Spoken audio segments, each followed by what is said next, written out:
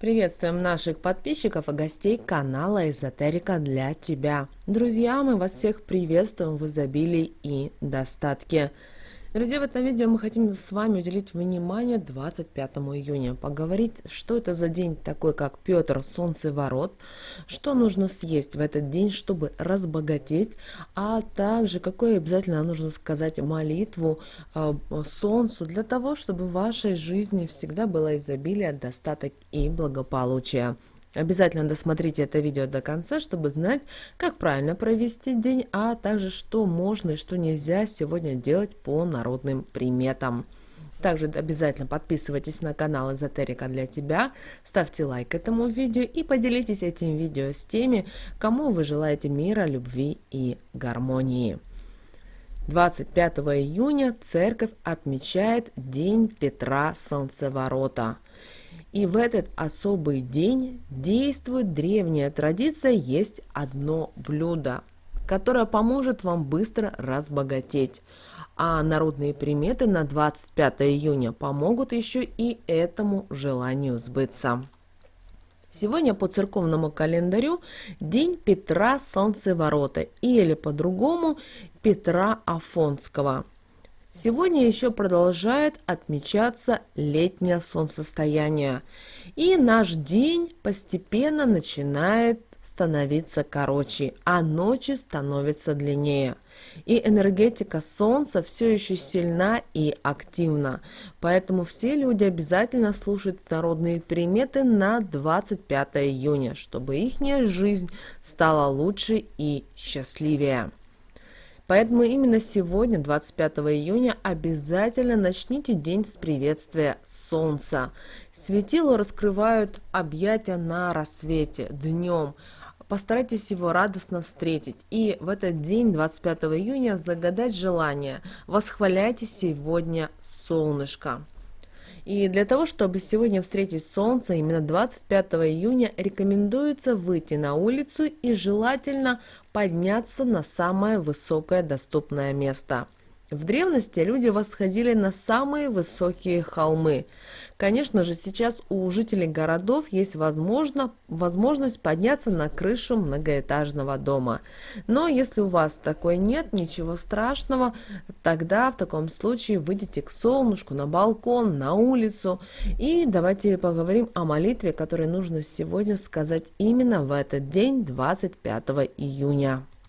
Эта молитва, друзья, это мощная молитва-призыв, которая помогает соединиться со своим «Я есмь» присутствием.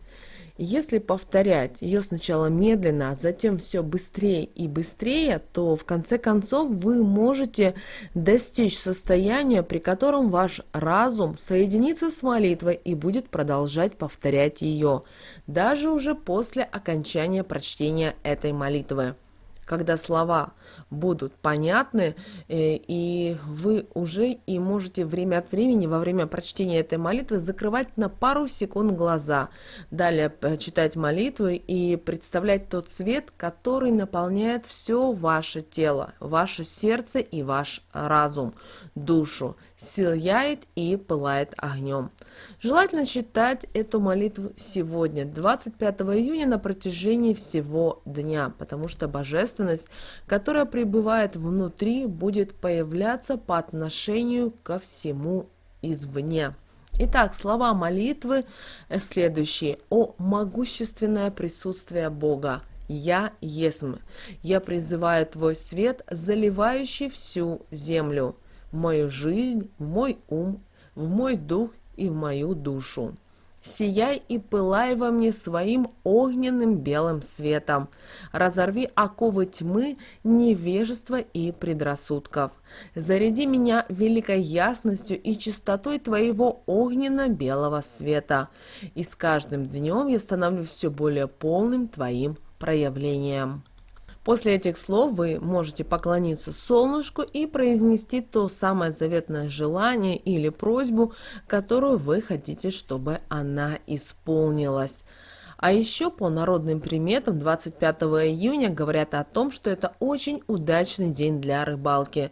Поэтому сегодня, 25 июня, многие мужчины отправляются на реку за уловом. Рыба на Петра Солнцеворота прекрасно ловится и будто сама на удочку запрыгивает. Но самое важное то, что если съесть сегодня одно блюдо, то каждый съевший его вскоре сказочно разбогатеет.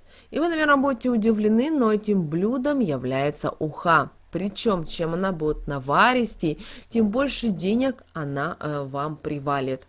Уху нужно съесть до захода солнца, иначе это будет просто рыбный суп, а не талисман для привлечения богатства. В Петров день еще называли запоздалым капустником, потому что в этот день огородники высаживали последнюю рассаду и сеяли последние семена. Было принято до обеда сеять белое зерно. Например, это могло быть пшеница или овес, а вот после обеда черное, то есть гречку. До того, как приступить к этой работе, надо было бросить щепоть прошлогоднего зерна птицам. Они наедятся этими зернами и не будут клевать новые посевы. Также для гречихи день вообще считался сегодня достаточно удачным. А еще в ночь на Петра Солнцеворота не разрешалось ложиться спать, пока не наступит полночь. В противном случае построенным планом на будущее не будет суждено сбыться.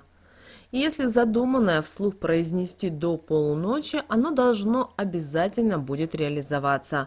Важно, после того, как слова будут сказаны, приступить ко сну, ни с кем не вступая в беседу и в разговоры. В этот день, 25 июня, не следовало надевать темные вещи, так как солнце могло обидеться и послать на землю проливные дожди, которые погубят многие растения и приведут к неурожаю. День Петра Солнцеворота был плохим временем для того, чтобы ребенок засыпал на чужой подушке.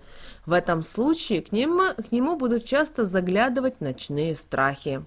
Если же такой участи просто нельзя было избежать, следовало, прежде чем ложиться на подушку, под ней разместить камушек, золу или уголь, что помогало отпугнуть нечистую силу. 25 июня по народным приметам не стоило косить траву. В противном случае вместе с инструментом домой можно было занести и потусторонние силы. Поэтому в этот день разрешалось рвать траву только руками, а по завершении процедуры их обрабатывали святой водичкой.